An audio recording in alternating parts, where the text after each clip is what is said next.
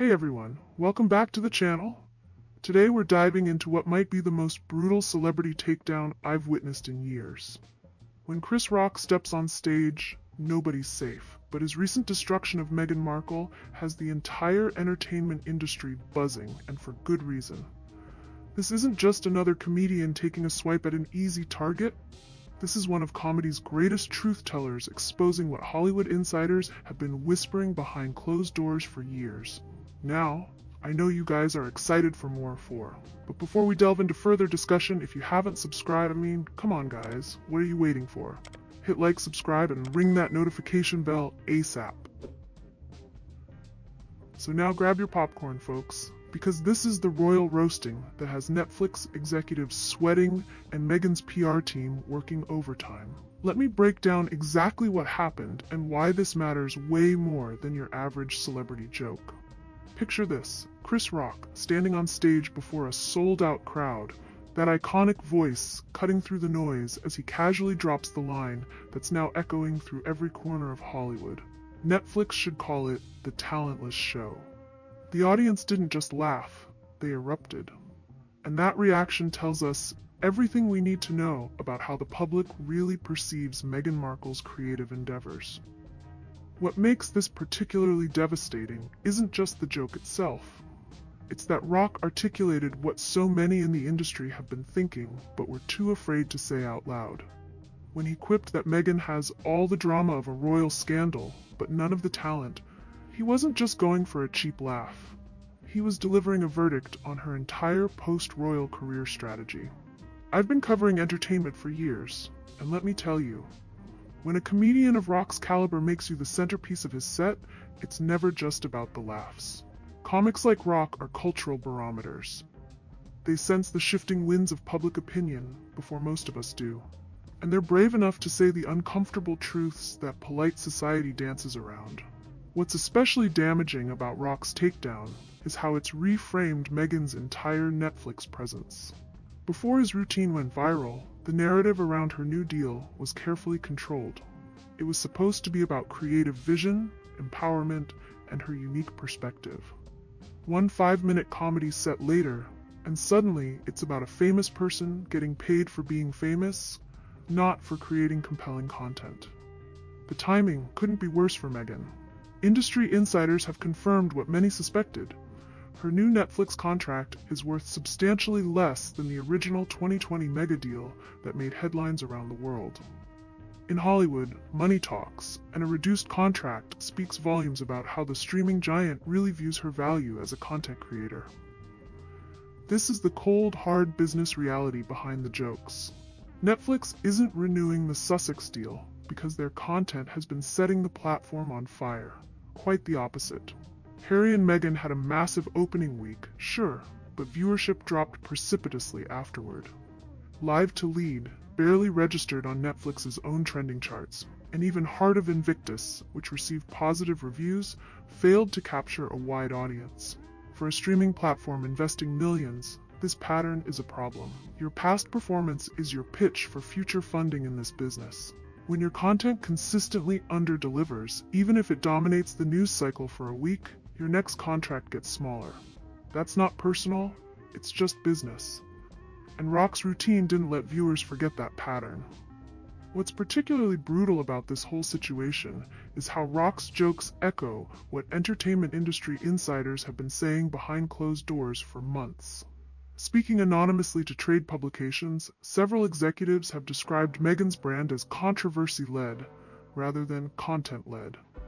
That's not a compliment, folks.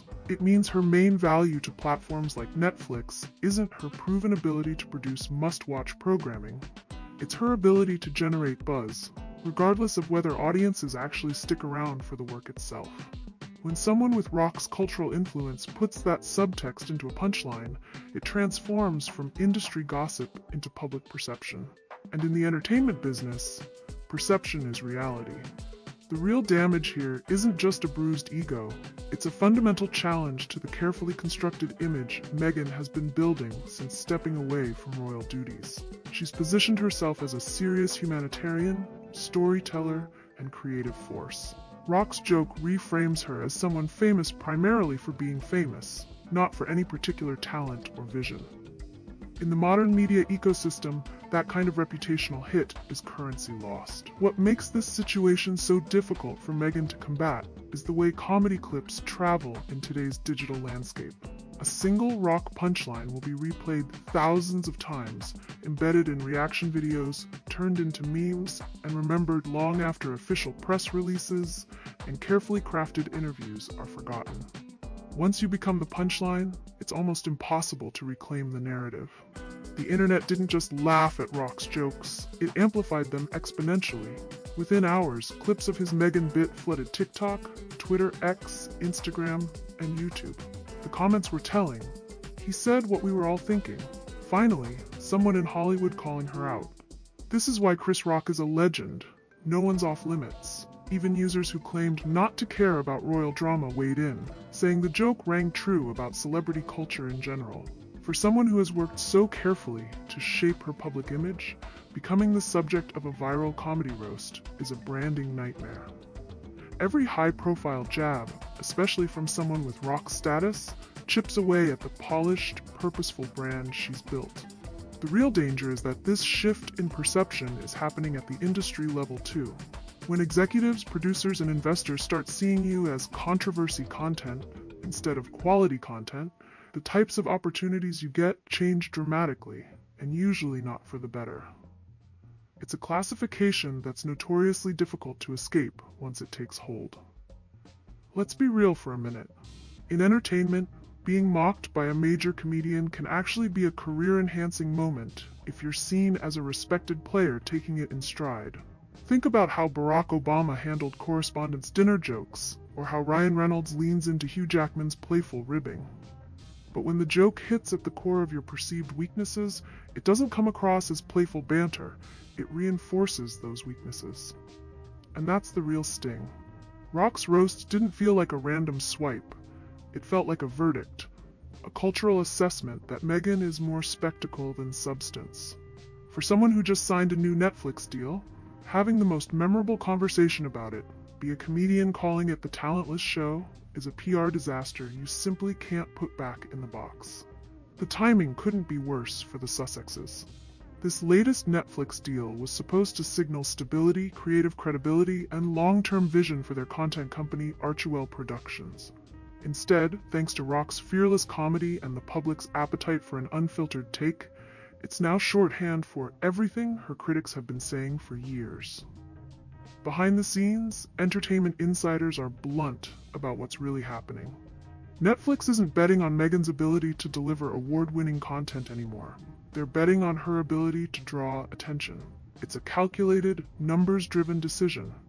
The Sussex name may no longer guarantee critical acclaim, but it does guarantee coverage.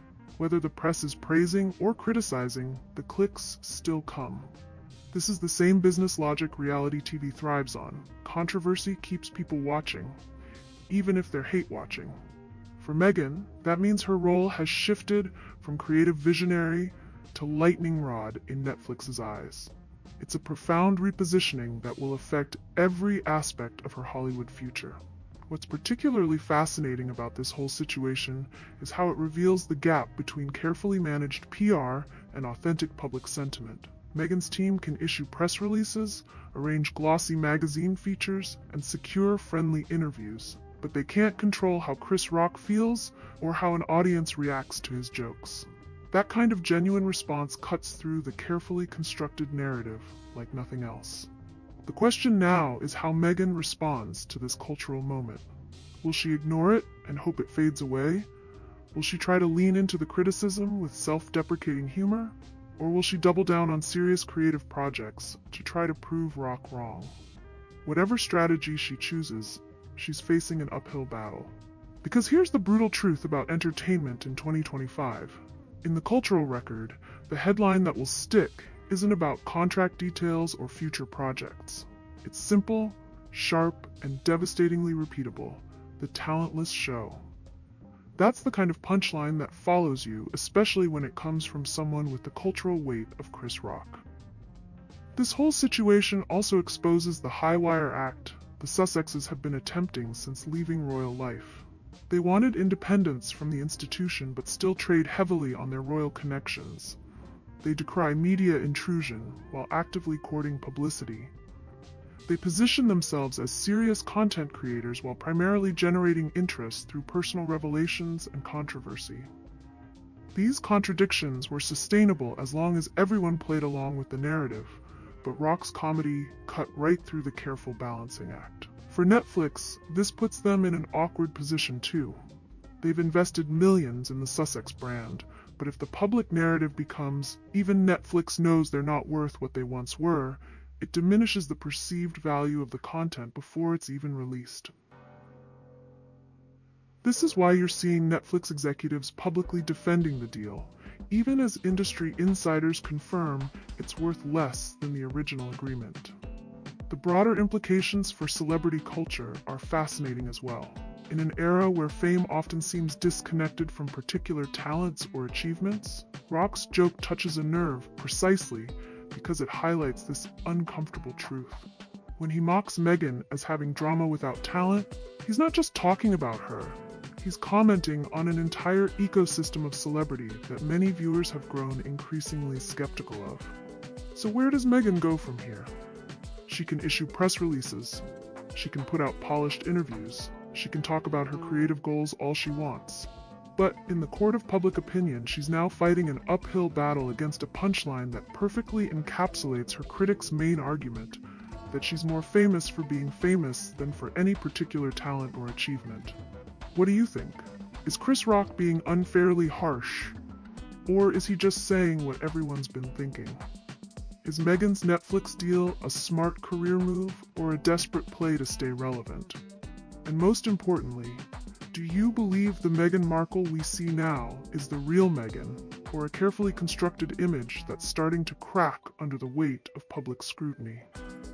Drop your thoughts in the comments below, and don't forget to hit that subscribe button and notification bell, because in part 2 of this deep dive, we're going even further, uncovering the behind-the-scenes industry whispers, the royal power dynamics at Netflix, and why some insiders believe Meghan's biggest challenges are yet to come.